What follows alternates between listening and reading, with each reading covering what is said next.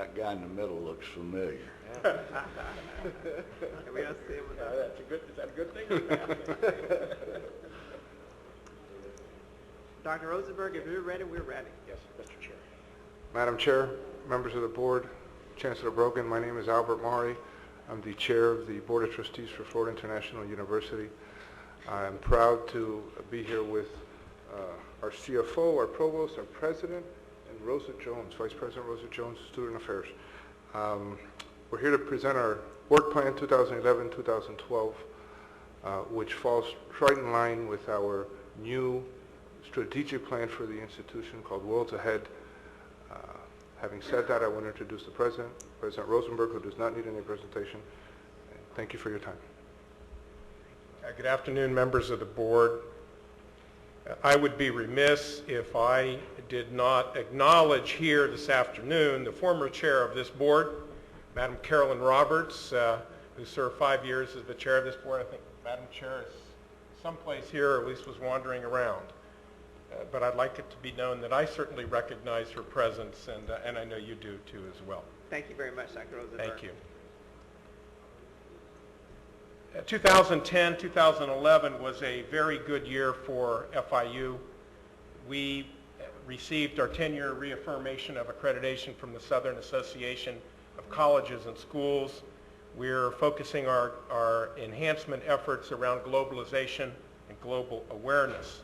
We also were awarded a Carnegie Foundation Engagement designation, which is a function of our newer strategy to use our research and creative energies to address community issues. We also received our provisional accreditation from the LCME, which we were very pleased about. And as well, the Board of Trustees of FIU approved a new 5-year Worlds Ahead strategic plan.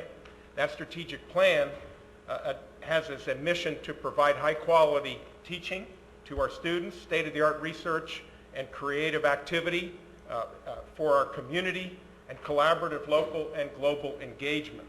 As well, we identified a modified new mission, which is a modified new vision, which we see ourselves as a leading urban public research university focused on student learning, on innovation and collaboration. We identified 4 strategic directions in that new strategic plan. First is to achieve enhanced student learning and academic excellence. And for me, every student counts. We pay attention to our students. A second strategic direction is to heighten the quality, the quantity, and the impact of our research and our creative initiatives. We're working very hard to make sure that what we do in the research and creative domain is tied into the partnerships that we've established addressing the critical issues that inform our community as well as our state. A third strategic direction is to engage with the community in collaborative problem solving. And finally, obviously, as you've been hearing, it's critical that as an institution of higher education, we find a way to revitalize and expand our infrastructure and our financial base. Indeed, I think much of the discussion today tends to revolve around that issue. Another reason it was a good year is that, to our surprise, the Chronicle of Higher Education called us and said they would like to come down and visit. That doesn't normally happen. Normally you have to try to magnetize them some way and pull them in. They did a review of our strategy that we've been pursuing over the last few years. And the article, I believe you have in front of you someplace there. It's a May 8th, it's a May 13th article. And let me just read to you one little segment of the Chronicle's assessment. That gain in rank, referring to what we had done, was one of the largest among research universities during the decade. It put FIU ahead of several older research institutions like Auburn University and Rensselaer Polytechnic Institute. The story of FIU's growth to date offers a case study of what other mid-sized public research universities aspire to do, to expand scientific research and educate a lot more students despite tight finances. So let me turn to where we are. Between 2009 and today, we've added 3,500 students to our institution. We're currently at about 44,000 students, We have 181 academic programs. Our student-faculty ratio is 28-1. A total number of full-time employees, staff is 3,600, and our minority student enrollment is now approaching 78%. What is our contribution to system goals, among others? And here I'm just going to highlight a few. First of all, 68% of the baccalaureate degrees that are awarded at FIU to Hispanics and African Americans. Indeed, we're number one in the nation in awarding degrees to Hispanic students. We also have the highest six-year graduation rate for first-time in college Hispanic students of any large Hispanic serving institution. We also were, I'm happy to tell you, increased our number of STEM undergraduates by 10%. 80% of those are minority students. So we play a very strong role in terms of minority education. We play a very strong role in terms of minority education, focusing on the critical STEM areas that our state has identified as priorities. We've identified 3 goals that I would like to highlight for you this year as it relates to the coming work plan. First of all, to improve baccalaureate retention and graduation rates. Second of all, to expand research and innovation around health and environmental issues.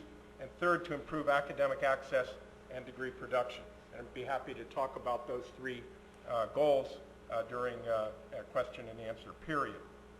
In the final analysis, a university is no better than its faculty. And one of the benefits of having this growth strategy that our board has embraced is that we've been able to hire distinguished new faculty, and I'd like to just identify 3 for you, if I might. The first is Carolyn Runowitz. Carolyn is a former president of the American Cancer Society. She's the first female president of the Society of Gynecologic Oncologists, and she was appointed as chair of the National Cancer Advisory Board by President Bush. For those of you who follow the cancer discussion, it was Carolyn Runowitz who was continually and repeatedly quoted by the New York Times last year over the issue of the appropriate treatment for breast cancer. She is now one of our faculty. A second is Percy Hinson, who will be starting in a couple of weeks. Percy is 3 decades at Berkeley. He's professor of African American Studies, and he's past president of the Caribbean Studies Association. His area of expertise is the broader Caribbean as well as race relations. We're very pleased that he's decided to come across. Then is Renu Jung. She's a specialist in neurosciences. She came to us from Arizona State University. There she was a leader in developing the bioscience initiatives in Arizona. She brings federal funding from National Institute of Health, from National Science Foundation, and from Army Research. She holds the Wallace Coulter Chair, Eminent Scholar Chair in our biomedical program. What are the resources that we need? Well, our board has reviewed very carefully our plan, and our projection is to grow by 2,000 students per year. This can be sustained as long as we have a 15% tuition increase over the next 4 years. So therefore, of course, today we're here to request a 7% tuition differential. We will use these additional resources to hire undergraduate faculty, and if our plan around the budget that our Board of Trustees, if our plan is sustained over a period of 10 years, we will be able to hire at least 800 incremental faculty who will add about 4,000 courses to the instruction that we provide at FIU. So we use the differential in particular this year for undergraduate faculty, for advisors, to build our writing center, and to add additional capacity for students to sit in our library, because even if it is the case, the libraries have fundamentally transformed over the last couple of years. Libraries, particularly at our university, become places where students get together, they work in teams, they work with each other, they help each other. It becomes really a critical activity center for the life of the mind at FIU. As it relates to financial aid, all students with an expected family contribution of 0 will receive a tuition differential scholarship. Last year, that tuition differential scholarship averaged about $640.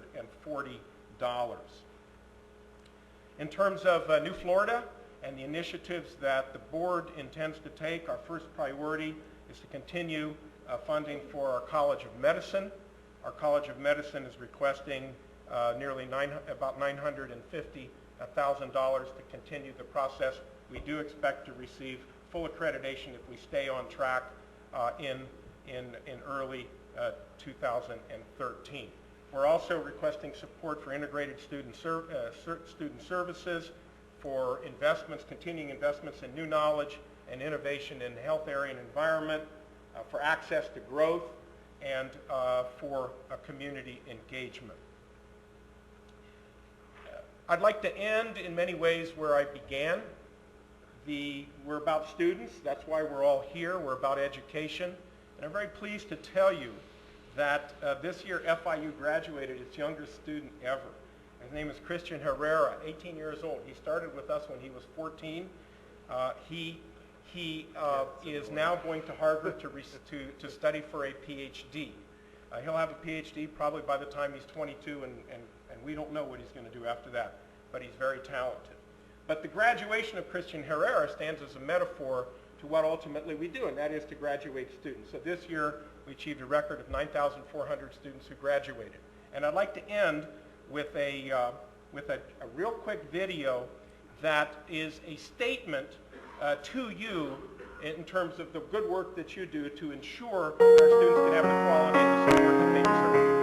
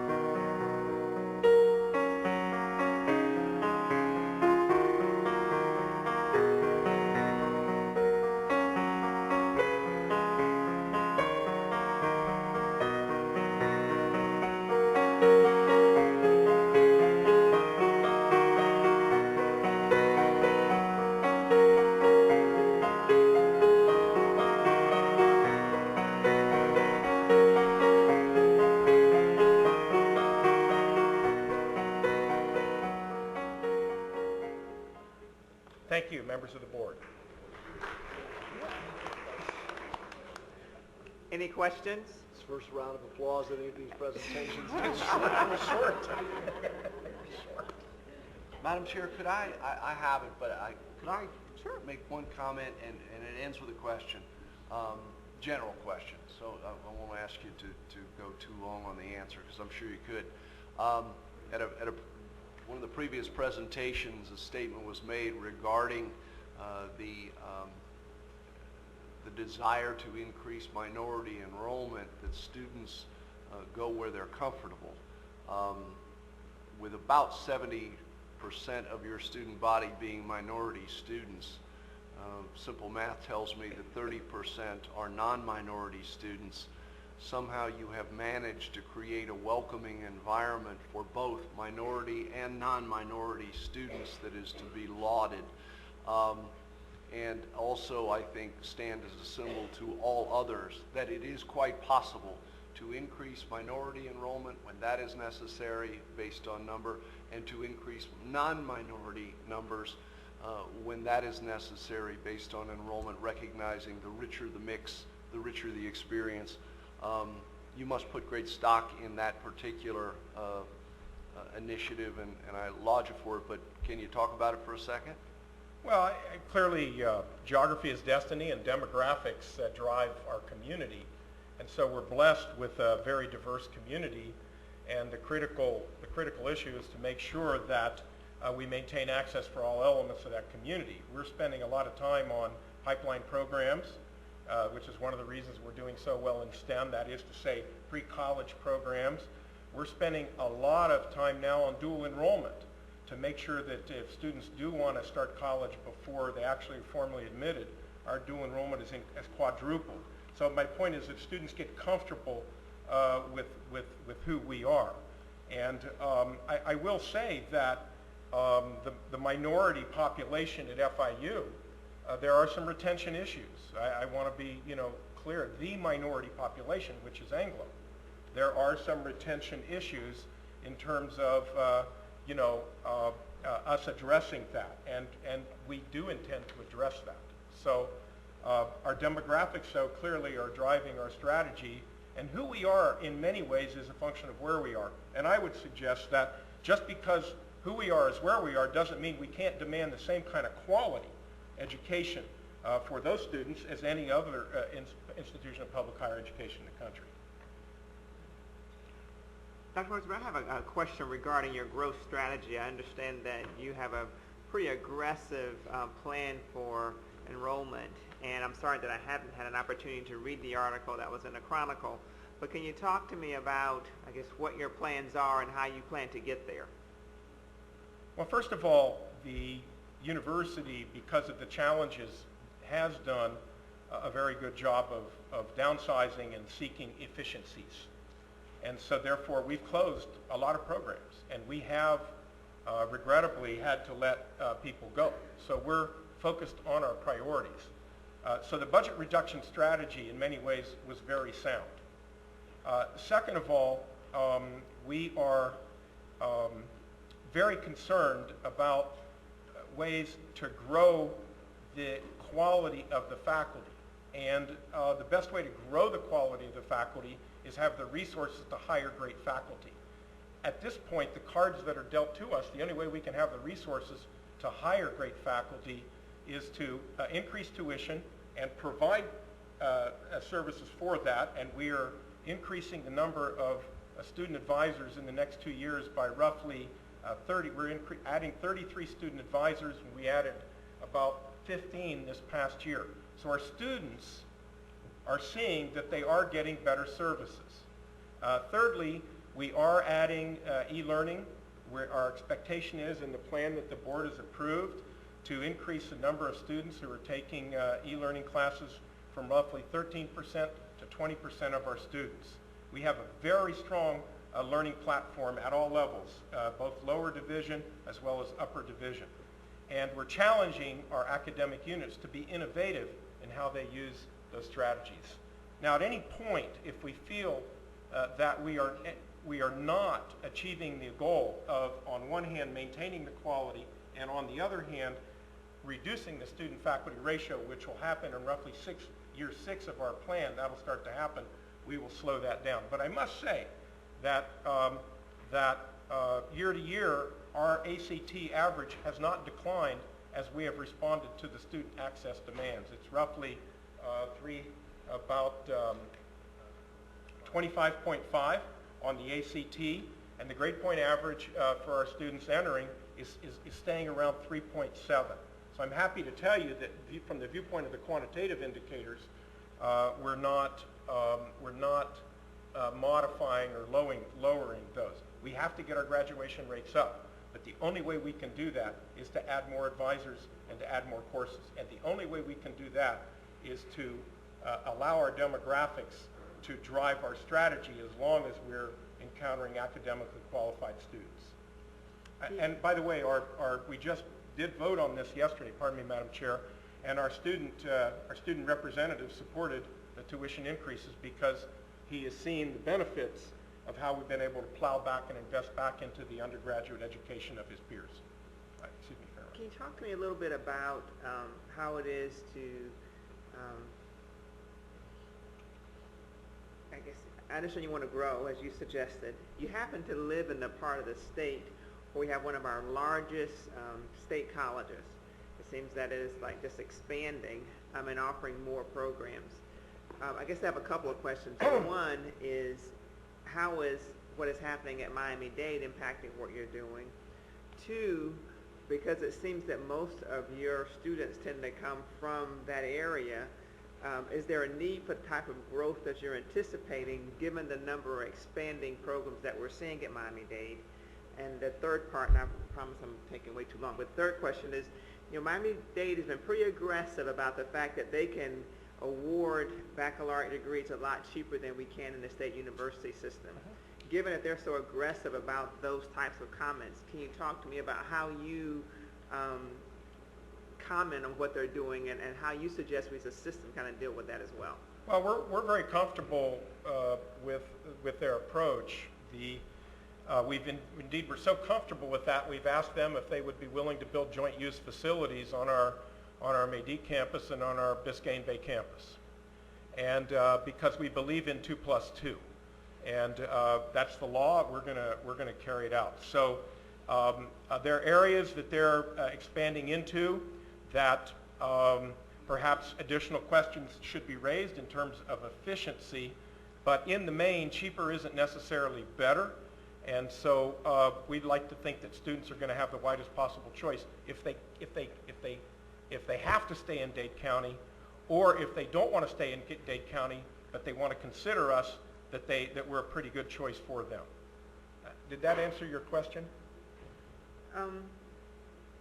I think so. So you're going to collaborate more with Miami-Dade and going to deal more with 2+2. You feel that state university system is more expensive, but we offer a different type of education, and students can make the choice. Is that a fair statement? I think choice is critical. I mean, we do have bridge advisors who are helping students to transfer.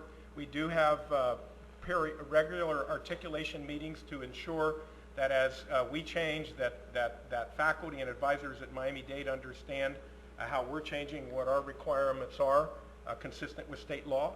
And we'd like to see them partner more closely with us, in fact, than perhaps is happening. Sorry, so I hand over here. I apologize. And Dr. Frost, or Governor Frost.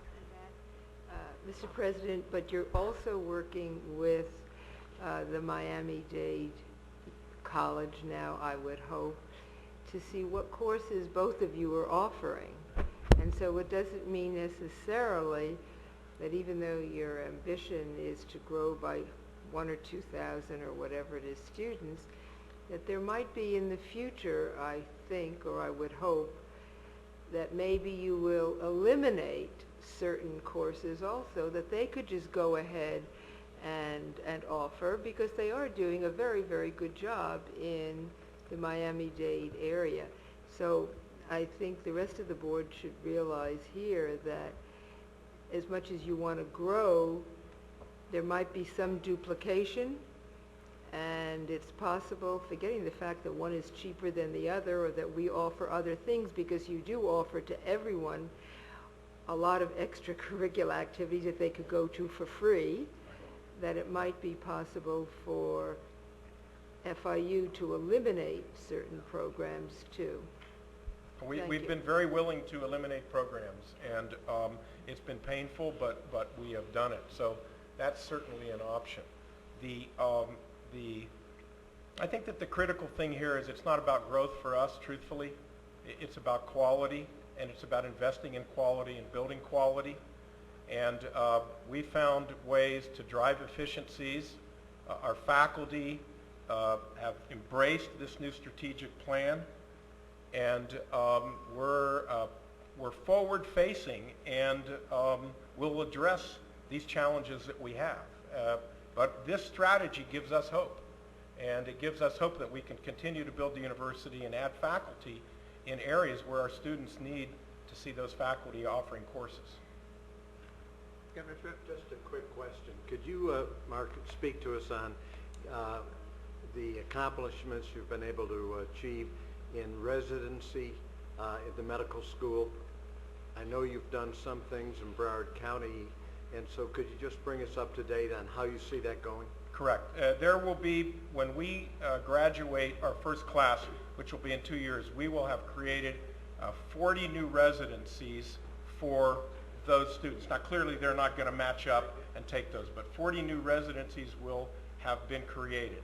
A number at Broward, at Baptist West, a number at Broward North, a number at a medical services, at a health care clinic site with whom we're working, and possibly some at Mount Sinai. And by the time that we get to our 86th graduate cohort, we will have had one new residency for each of those. By the way, those 40 that I'm talking about are going to be funded directly by the partners with whom we're working.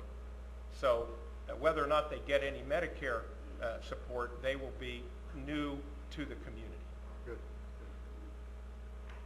Any other questions? Dr. Rosenberg, Mr. Chairman, thank you all very much. I Thank you. appreciate it. Thank you for your time.